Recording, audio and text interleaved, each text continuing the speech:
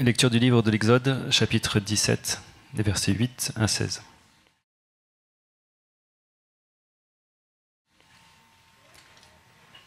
Les Amalécites vinrent combattre Israël à Réphidim.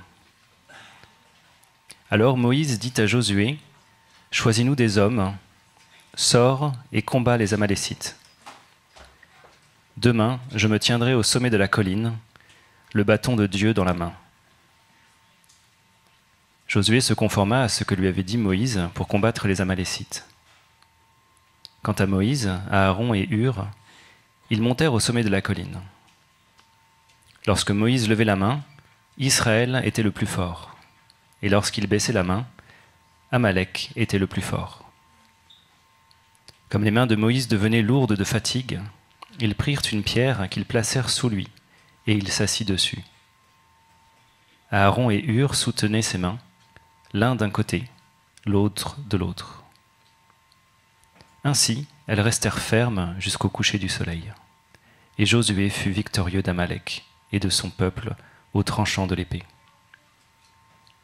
L'Éternel dit à Moïse, « Écris cela dans le livre, pour qu'on s'en souvienne, et déclare à Josué que j'effacerai le souvenir d'Amalek de dessous le ciel. » Moïse construisit un autel et l'appela « L'Éternel, mon étendard ». Il dit, « Parce que les Amalécites se sont attaqués au trône de l'Éternel, il y aura guerre de l'Éternel contre eux de génération en génération. »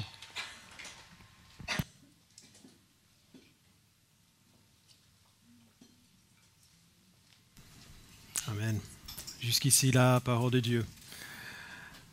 Alors, je me souviens de la première fois où j'ai vu un enfant faire du mal à notre fille Zélie au parc. Elle a dû avoir 2 ans. J'ai vu un petit garçon venir derrière elle. Alors, elle ne regardait pas, il était derrière elle. Il a regardé et sans aucune raison, pour aucune raison, il a poussé et elle est tombée. J'ai vu du rouge.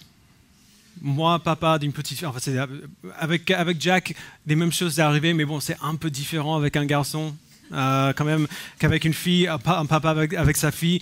J'ai couru vers mon bébé, je l'ai pris dans mes bras, je n'ai pas donné un coup de poing à ce petit garçon comme je voulais faire. Quand même, je l'ai grondé, je lui ai donné un regard hyper sévère et menaçant. Genre, je voulais que ce soit clair que si toi, petit garçon de 2 ans, tu t'en prends à ma petite fille, eh bien, c'est avec moi que tu auras affaire. Et je suis bien plus grand que toi. C'est un peu ça qu'on voit dans notre passage aujourd'hui, sauf que ça va bien plus loin. Alors, si vous n'étiez pas là pour ce qui a précédé, le peuple d'Israël était en esclavage en Égypte depuis plusieurs siècles. Dieu, qui avait dit bien de siècles auparavant que ce peuple serait son peuple à lui, il est venu à leur secours, il a montré au peuple d'Israël qu'il était leur sauveur, leur secours. Après, il les a libérés de l'esclavage en Égypte de manière miraculeuse. Il les a fait sortir d'Égypte et maintenant ils marchent dans le désert. Et dans le texte de la semaine dernière, Dieu a montré que non seulement il était leur sauveur et leur protecteur, mais aussi leur pourvoyeur, en pourvoyant miraculeusement à leurs besoins de nourriture et d'eau dans le désert. Dans le texte d'aujourd'hui, on voit Dieu réaffirmer son rôle de protecteur d'Israël, mais en fait on y voit aussi autre chose, quelque chose d'encore plus important. On voit Dieu montrer de nouveau son rôle de juge. Ce passage paraît assez simple. De manière superficielle, pour l'histoire immédiate, il est simple, mais si on le prend dans le contexte plus large du reste de la Bible, on voit qu'il y a quand même bien plus ici qu'on imagine peut-être. Alors, on vient de sortir, au verset 8, on vient de sortir de ce cycle qu'on a observé la semaine dernière. Israël a besoin de quelque chose. Ils se plaignent à Moïse. Moïse parle à Dieu et Dieu pourvoit patiemment à leurs besoins. Dans les versets qui précèdent notre passage, au début du chapitre 17, Dieu dit à Moïse qu'il se tiendra sur le rocher à Horeb. Il dit à Moïse de frapper le rocher avec son bâton et de l'eau va sortir du rocher pour que le peuple puisse boire. Et c'est ça qui se passe. On ne sait pas exactement combien de temps est passé quand on les voit de nouveau au verset 8, mais on devrait garder en tête leur mentalité générale qu'on a vue la semaine dernière. Jusqu'ici, leur mentalité a été, dans le désert en tout cas, a été crainte pour eux-mêmes et mécontentement du leadership de Moïse. Cette mentalité va venir figurer dans ce qui se passe ensuite. Donc, lisons de nouveau à partir du verset 8. Les Amalécites vont combattre Israël à Réphidim. Alors Moïse dit à Josué, choisis-nous des hommes, sors et combat les Amalécites. Demain, je me tiendrai au sommet de la colline, le bâton de Dieu dans la main. Alors d'abord, qui sont les Amalécites? C'était le peuple d'un certain Amalek, un peuple qui vivait dans le nord du Sinaï, pas très loin de là où étaient les Israélites à ce moment. Les Amalécites étaient en fait des descendants d'Ésaü, on voit dans Genèse 36, des descendants d'Ésaü, le frère de Jacob, de qui le peuple d'Israël est descendu. Donc Israël et Amalek, ces deux peuples étaient un peu des cousins très lointains. Dans ce texte, on n'a pas de détails sur comment ou pourquoi ils ont attaqué les Israélites, mais on a un peu plus d'infos sur eux dans Deutéronome 25, donc un autre livre que Moïse a écrit. On va lire les versets 17 et 18 de Deutéronome 25. Moïse dit au peuple, souviens-toi de ce que t'a fait Amalek sur le chemin de votre sortie d'Égypte, la façon dont il est venu à ta rencontre sur ton parcours, et sans aucune crainte de Dieu, est tombé par derrière sur toi, sur tous ceux qui se traînaient les derniers, pendant que tu étais toi-même épuisé et fatigué. Oh purée. Attends. Voilà. Alors, voilà le comment et le pourquoi. Le camp d'Israël était grand, plus de 2 millions de personnes. Ils marchaient dans le désert depuis un moment, et maintenant ils sont fatigués. Donc Amalek est venu attaquer la proie facile en quelque sorte, les Israélites qui marchaient en dernier, qui se traînaient un peu. Alors quand Moïse apprend qu'Amalek attaque l'arrière du camp, il se tourne vers un homme qu'on voit mentionné ici pour la première fois, mais qui va devenir très important dans peu de temps, un homme qui s'appelle Josué. Donc Josué deviendrait en quelque sorte le bras droit de Moïse. C'est lui qui va remplacer Moïse à sa mort. Moïse vient à Josué et lui dit de choisir quelques hommes pour aller combattre les Amalécites. Alors, c'est difficile de surestimer à quel point cet ordre de Moïse aurait été intimidant. La dernière fois qu'une armée est venue à la poursuite d'Israël, c'était l'armée d'Égypte. Une armée bien plus grande, oui, et Dieu ne les a pas permis de toucher au peuple. Il les a gardés à distance pendant qu'Israël traversait la mer Rouge. Donc c'était assez miraculeux. L'armée ne s'est jamais vraiment approchée du peuple d'Israël. À quel point, du coup, est-ce que ça aurait été décevant d'apprendre que Dieu ne va pas faire ça cette fois-ci, mais que eux-mêmes, genre les gens d'Israël, ils vont devoir aller combattre. En plus, Israël n'avait jamais été dans une bataille. Ils sont esclaves en Égypte depuis des siècles. Ils n'ont pas d'armée, ils n'ont pas d'armure, ils n'ont pas de chars ou de la formation militaire. Peut-être qu'ils avaient quelques épées, des couteaux, mais ils n'étaient pas fortement armés. En gros, Moïse dit à Josué de faire le tour du camp en regardant un peu, en disant « Tiens, toi, t'es costaud, viens avec moi, tiens, t'as un truc pointu, tiens, prends-le, on y va. » Genre, c'était vraiment comme ça, sans aucune formation, ils vont aller combattre. Alors, pendant que Josué et son armée, entre guillemets, font ça, qu'est-ce que Moïse il va faire? Il va monter sur une colline avec 2 hommes, le bâton de Dieu à la main. C'est tout ce qu'il dit. Si le peuple de Dieu avait mal à faire confiance au leadership de Moïse avant, là, ça aurait été encore plus dur. Mais quand même, Josué est fidèle, il fait ce que dit Moïse, il commence à rassembler des hommes, et Moïse monte sur une colline avec son frère Aaron et un homme qui s'appelle Hur. On ne sait rien d'ailleurs sur lui, sauf qu'il est de la tribu de Juda et que c'est le grand frère d'un certain Bézalel que Dieu va choisir pour construire le tabernacle plus tard. Mais ce qui se passe ensuite est extraordinaire. On a déjà lu verset 10. Josué se conforma à ce que lui avait dit Moïse pour combattre les Amalécites. Quant à Moïse, Aaron et Hur, ils montèrent au sommet de la colline. Lorsque Moïse levait la main, Israël était le plus fort, et lorsqu'il baissait la main, Amalek était le plus fort. Comme les mains de Moïse devenaient lourdes de fatigue, ils prirent une pierre, ils placèrent sous le lit, il s'assit dessus. Aaron et Hur soutenaient ses mains l'un d'un côté et l'autre de l'autre. Ainsi, elles restèrent fermes jusqu'au coucher du soleil. Et Josué fut victorieux d'Amalek et de son peuple au tranchant de l'épée. Alors j'aimerais parler d'un truc rapidement avant d'aller plus loin, parce que je présume en tout cas que plusieurs d'entre vous auront déjà pensé à ça si vous avez lu ce texte cette semaine dans vos groupes de cours. Une des erreurs les plus fréquentes que les gens font quand ils lisent ce passage, et moi-même je l'ai fait pendant très très longtemps, c'est de penser que ce passage parle de la prière. Tant que les mains de Moïse sont levées, c'est une posture qu'on associe souvent avec la prière, Israël gagne. Quand il baisse les bras, quand il arrête de prier, on se dit, c'est Amalek qui gagne. Alors évidemment, la prière est une partie vitale du peuple de Dieu, de notre vie de l'Église. Nous devons prier et prier sans cesse, Paul dit dans 1 Thessaloniciens 5, parce que la norme que Dieu a établie, et on va revenir à ça plus tard dans Exode, c'est d'accomplir sa volonté à travers les prières de son peuple. Alors je ne dis pas que la prière n'est pas importante, mais la prière n'est pas le sujet de ce texte. La prière n'est jamais mentionnée ici. Moïse ne dit pas qu'il monte sur la colline pour prier. Et d'ailleurs, un Israélite de l'époque, quand il prie, ce ne serait pas dans cette posture-là, avec les mains levées, ce serait plutôt comme ça.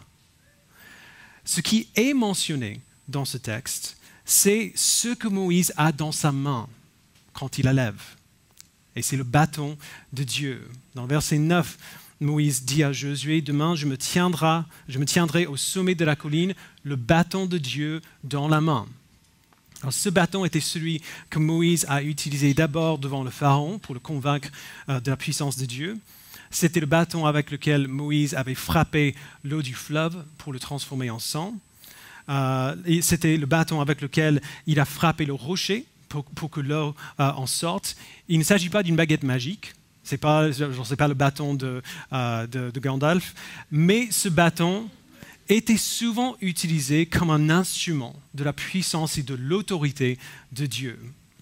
Alors Moïse monte le bâton de Dieu à la main et il lève sa main. Alors, regardez encore au verset 11. C'est juste que je trouve ça intéressant. Lorsque Moïse levait la main, donc singulier, Israël était le plus fort, et lorsqu'il baissait la main, singulier, Amalek était le plus fort. Alors, quelle main est-ce qu'il levait? Eh bien, on peut présumer que c'était, d'après ce qu'il a dit au verset 9, que c'est la main qui tenait le bâton. Et puis, on voit au verset 12, comme les mains de Moïse, au pluriel maintenant, devenaient lourdes de fatigue, il prit une pierre qu'il placèrent sur lui, il s'assit dessus. Aaron et Hur soutenaient ses mains, l'un d'un côté, l'autre de l'autre. Alors, pourquoi les deux mains maintenant? Eh bien, le texte ne dit pas explicitement, mais c'est probablement que la main qui tenait le bâton s'est fatiguée, alors il avait besoin des deux pour le tenir. Vous avez déjà essayé de tenir quelque chose au-dessus de votre tête pour une longue période? C'est vachement facile. Vous avez déjà peint un plafond? C'est hyper dur. Donc, ce qui est important ici n'est pas nécessairement pourquoi les mains de Moïse sont levées, mais ce qu'il tient dans ses mains quand il les lève. Il tient le bâton de Dieu. Tant que le bâton de Dieu est levé contre Amalek, Israël est le plus fort. Alors, j'ai dit que le message principal de cette partie du passage n'est pas l'importance de la prière. Du coup, quel est le message principal? Il y a deux choses qu'on voit ici. D'abord, en envoyant Moïse en haut de la colline avec son bâton et en montrant que la victoire d'Israël dépendait de Moïse qui gardait ce bâton levé, Dieu montre au peuple encore une fois que c'est Moïse que Dieu a choisi pour diriger Israël. Le peuple doit comprendre ça. On vient de sortir de plusieurs épisodes, on voit leur attitude au sujet de Moïse. Même s'ils ont vu toutes ces manifestations de la puissance de Dieu faites à travers Moïse, à chaque fois qu'il y a un problème, ils s'en prennent après lui. Le peuple doit comprendre que c'est Moïse que Dieu a choisi pour diriger Israël, parce qu'ils cherchent constamment querelle avec lui à cause de leur situation depuis leur sortie d'Égypte. Moïse est celui que Dieu a choisi pour les diriger, et il va bientôt être bien plus exigeant qu'il a été jusqu'ici. Alors le peuple doit apprendre à le respecter et à lui faire confiance. Mais en même temps, comme on voit ici, Moïse n'est qu'un homme. Ce n'est pas un Dieu.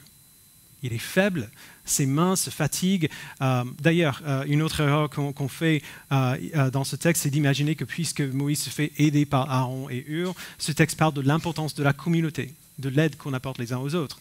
Alors, on est d'accord. C'est très important. Ça fait partie intégrante de notre vie d'église aussi. Mais, encore une fois, ce n'est pas le but de ce texte. Le but de voir Aaron et Hur avec Moïse, c'est de montrer que même si Moïse est le leader d'Israël, ce n'est qu'un homme. Il a besoin de s'asseoir, il a besoin que son frère et son ami l'aident à garder les mains levées. Il ne peut pas le faire lui-même. Et c'est ça la deuxième chose que Dieu veut montrer. Même si Dieu a choisi Moïse pour diriger le peuple, Moïse n'est pas leur sauveur. Il n'est pas leur protecteur ou leur pourvoyeur. C'est Dieu qui est leur sauveur. C'est pour cela que le bâton que Moïse tient dans la main, alors que ce bâton était à lui avant, on dit plus maintenant que c'est son bâton à lui, mais que c'est le bâton de Dieu. Ce n'est pas Moïse qui donne au peuple la victoire quand le bâton est levé, c'est Dieu qui donne la victoire au peuple quand le bâton est levé. Pour la première fois, le peuple d'Israël doit combattre pour se défendre. Et ils sont horriblement inaptes à la tâche, sans aucune expérience. Alors, quelle bénédiction de découvrir qu'en fait, ce n'était pas eux qui devaient vraiment combattre. Dieu combattait pour eux. Dieu leur donnait la victoire. Il faisait que la fourchette qu'ils ont à la main soit vraiment efficace contre l'épée et le bouclier. C'est incroyable. Et par la puissance de Dieu, représentée par le bâton levé dans la main de Moïse, Josué fut victoire d'Amalek et de son peuple au tranchant de l'épée, comme on voit au verset 13. Alors on voit que Dieu protège son peuple, que Dieu combat pour son peuple. Ce qu'on voit dans la partie suivante, c'est que Dieu juge ses ennemis. Alors je sais que cette partie peut être un peu difficile à entendre pour certains. On aime bien la première partie, l'idée que Dieu combat pour son peuple, mais l'idée de Dieu qui a des ennemis et de Dieu qui juge ses ennemis, c'est un peu plus dur à avaler. Et pourtant, c'est ce qu'on voit. Verset 14. L'Éternel dit à Moïse, « Écris cela dans le livre pour qu'on s'en souvienne. » Et déclare à Josué que j'effacerai le souvenir d'Amalek de dessous le ciel. Moïse construisit un autel et l'appela l'Éternel mon étendard. Il dit, parce que les Amalécites se sont attaqués au trône de l'Éternel, il y aura guerre de l'Éternel contre eux de génération en génération. Alors après la bataille, la première chose que Dieu dit à Moïse, c'est écris ce qui s'est passé. Écris ça. À moins que j'oublie quelque chose qui est possible, je crois que c'est la première fois qu'on voit une référence de Moïse qui écrit. Et c'est, voilà, je dis ça parce que c'est lui qui a écrit les 5 premiers livres de la Bible, y compris celui-ci. Donc Moïse doit l'écrire dans un livre et dire à Josué, j'effacerai le souvenir d'Amalek de dessous le ciel. Alors ça s'est bien passé, dans le sens où la culture des Amalécites a été perdue dans l'histoire. Ils ont continué d'être des ennemis d'Israël. Après, ils étaient plus tard vaincus par Gédéon et par Saül, et enfin totalement détruits pendant le règne du roi Ézéchias. Donc Dieu a fait ce qu'il a dit. Mais pourquoi ce jugement contre Amalek était si sévère? On n'a pas vu Dieu faire la même chose au sujet de l'Égypte, alors que l'Égypte avait tenu son peuple en esclavage depuis des siècles. Pourquoi est-ce qu'il est tellement sévère contre Amalek? En fait, mon ancien prof, Tim Chester, a été très utile à ce niveau-là. Le jugement de Dieu contre Amalek est si sévère parce qu'il n'est pas seulement question d'Amalek. En fait, dans ce passage, les Amalécites servent comme représentatifs en quelque sorte de quelque chose de bien plus grand que ce peuple en particulier. Cet événement était dans un certain sens le début d'une nouvelle ère, d'une nouvelle époque. Israël n'était pas vraiment un peuple quand ils sont arrivés en Égypte, c'était une grande famille, tout simplement, genre des frères, des sœurs, des cousins, des tatas, tontons. Voilà, c'était une grande famille, mais ce n'était pas vraiment un peuple. Au fur et à mesure qu'en Égypte, ils ont grandi et ils sont devenus un peuple, ils étaient sujets à l'esclavage. Et donc du coup, voici la première fois depuis des siècles que c'est un peuple et qu'ils sont libres. C'est la première fois qu'Israël, en tant que peuple, était autonome et indépendant. Genre, il dépendait de Dieu, mais il n'était pas sujet à une autre nation. Donc c'est la première fois qu'ils sont libres comme ça, qu'ils sont un peuple libre. Et du coup, c'est la première fois qu'un peuple étranger s'est présenté comme un ennemi du peuple choisi et libéré de Dieu. Et donc, par extension, c'est la première fois qu'un peuple étranger s'est présenté comme un ennemi de Dieu lui-même. Alors, comment Dieu répond-il à ceux qui se lèvent contre lui? Il répond par le jugement. Ce n'est pas la première fois qu'on voit ce genre de choses dans la Bible, ce genre de conflit entre quelqu'un qui a à la foi en Dieu, qui est, entre guillemets, avec Dieu, et quelqu'un qui n'est pas avec Dieu. On le voit plutôt avec Jacob et Ésaü, les descendants d'Israël et d'Amalek. On le voit avec Caïn et Abel avant cela. Depuis le tout début, il y a de l'hostilité entre ceux qui sont avec Dieu, qui sont son peuple, et ceux qui ne le sont pas. Et ça continue après. La lutte entre les ennemis de Dieu et le peuple de Dieu a continué. Babylone contre Israël, Rome contre les Juifs, et puis dans un sens plus large, le monde contre l'Église. Vous vous rappelez de ce que Jésus dit dans Jean 15, verset 18, « Si le monde vous déteste, sachez qu'il m'a détesté avant vous. Si vous étiez du monde, le monde vous aimerait, car vous seriez à lui. Vous n'êtes pas du monde, mais je vous ai choisi du milieu du monde. C'est pour cela que le monde vous déteste. » Alors ça ne veut pas dire que tous les individus qui ne sont pas chrétiens, qui n'appartiennent pas au peuple de Dieu, nous détestent. Il parle du monde dans le sens plus large. Le peuple de Dieu sera toujours détesté par le monde. C'est le peuple de Dieu contre le peuple de Satan. Alors je sais que ça semble dur, mais dans Jean chapitre 8, versets 42 et 44, Jésus a clairement dit, et à ce moment, il parlait aux personnes de sa propre nation, qui pensaient servir Dieu, mais qui le rejetaient lui.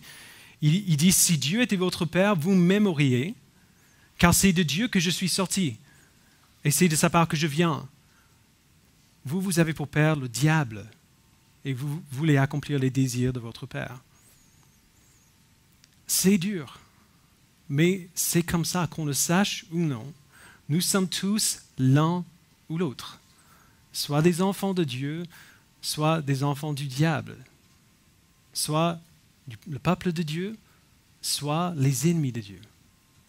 Il n'y a pas encore mieux. Et c'est cela qu'Amalek a prouvé quand il a attaqué Israël. On ne sait pas ce qu'il savait au sujet d'Israël avant de les attaquer, mais selon notre texte, ce n'était pas seulement une attaque contre ce peuple, contre ce petit peuple qui traversait le désert. Quand ils ont attaqué Israël, ils ont attaqué Dieu. Verset 16 de Exode 17. « Parce que les Amalécites se sont attaqués au trône de l'Éternel. » Pas aux quelques personnes qui traînaient à la fin du camp. Puisqu'ils se sont attaqués au trône de l'Éternel, il y aura guerre de l'Éternel contre eux de génération en génération. C'est une réalité simple et difficile qu'on voit partout dans la Bible. Lorsque nos mains sont levées, entre guillemets, contre Dieu, en rébellion contre lui, les mains de Dieu se lèvent en jugement contre nous.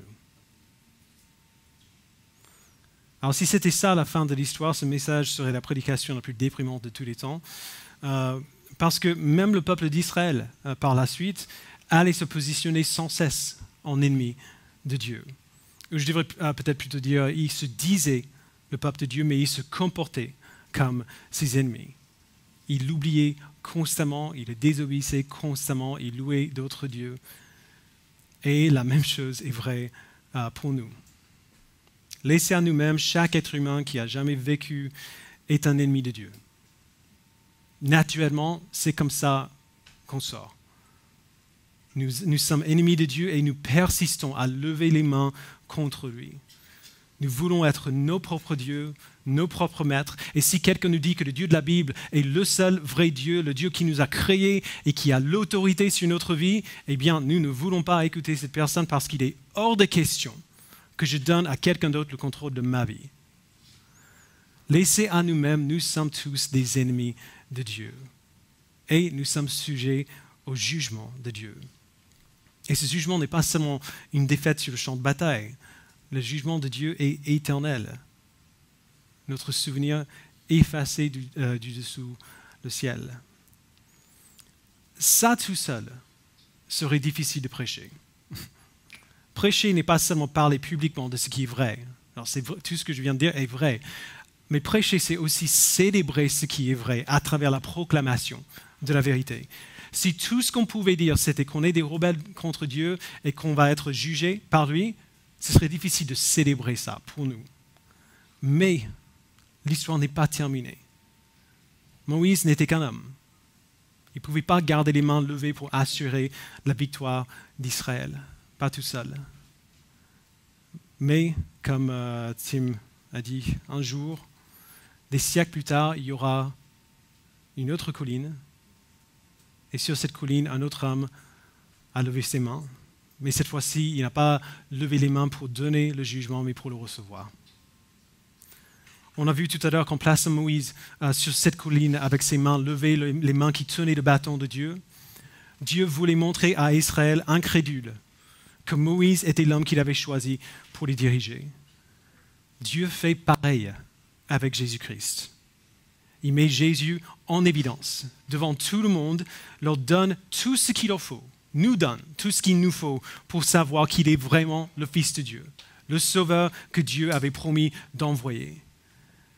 Mais le signe de l'autorité de Jésus n'est pas la force militaire, c'est le sacrifice.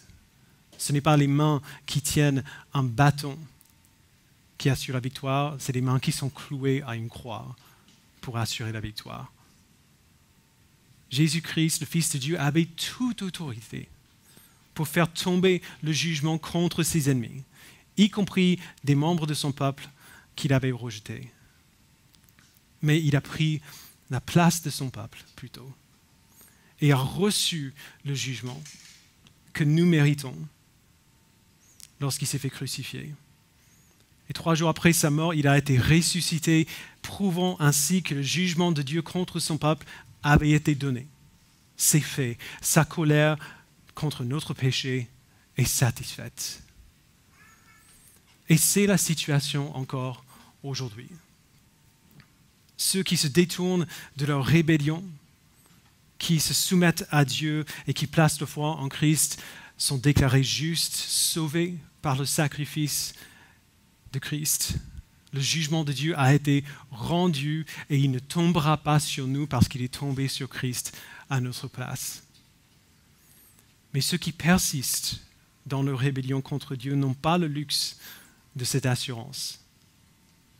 Jésus dit dans Jean 12, 46, il dit « Moi, la lumière, je suis venu dans le monde afin que quiconque croit en moi ne reste pas dans les ténèbres.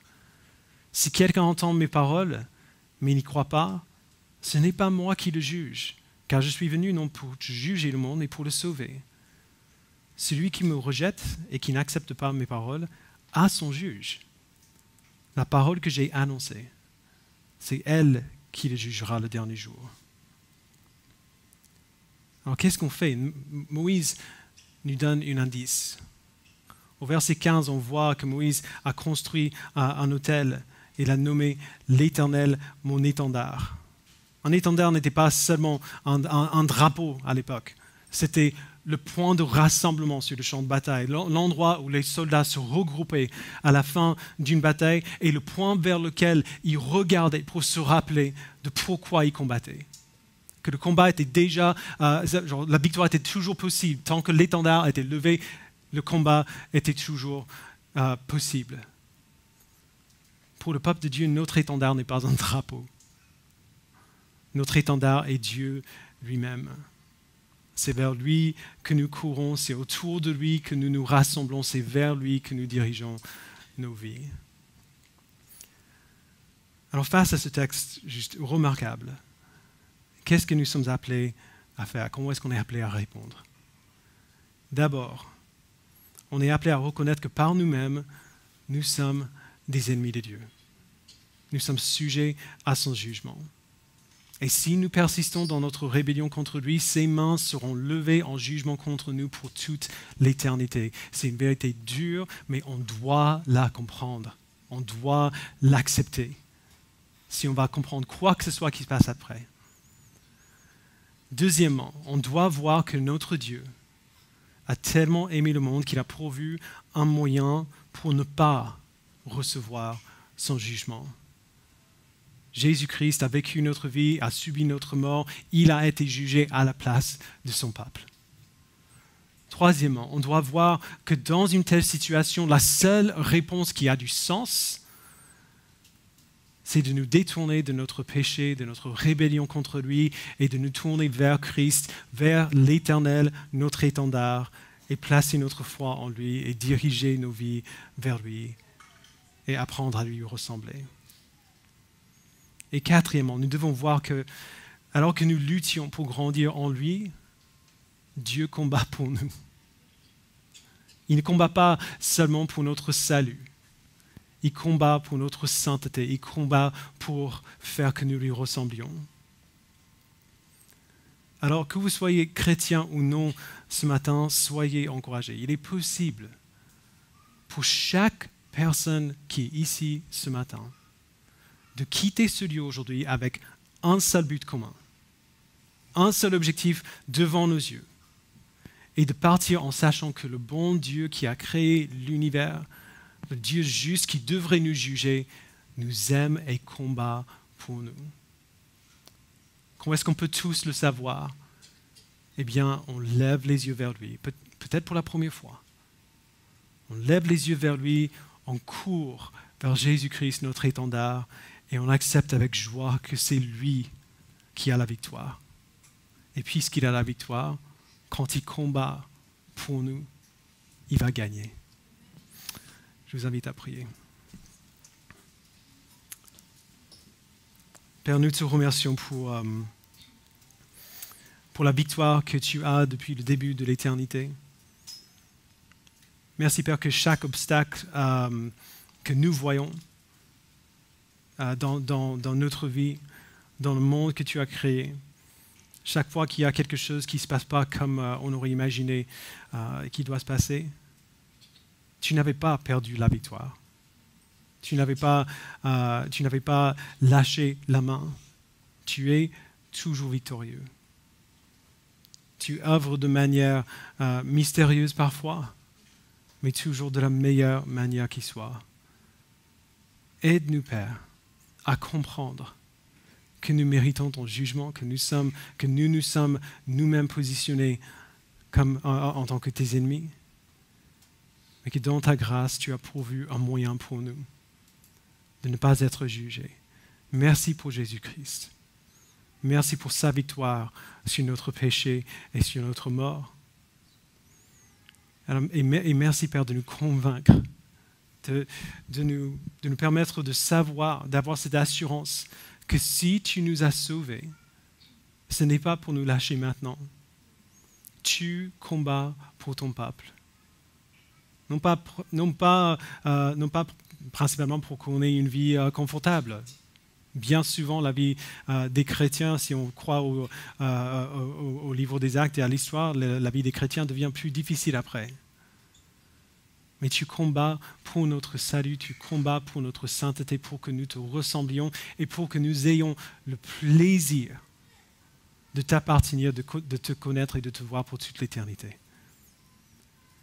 Merci, Père, de nous donner cette assurance-là, de nous reposer en toi et de nous rassembler tous autour de Christ, notre étendard. Que nous ayons tous une seule direction, un seul objectif, et que ce soit toi. Merci, Père. Au nom de Jésus, nous le prions. Amen.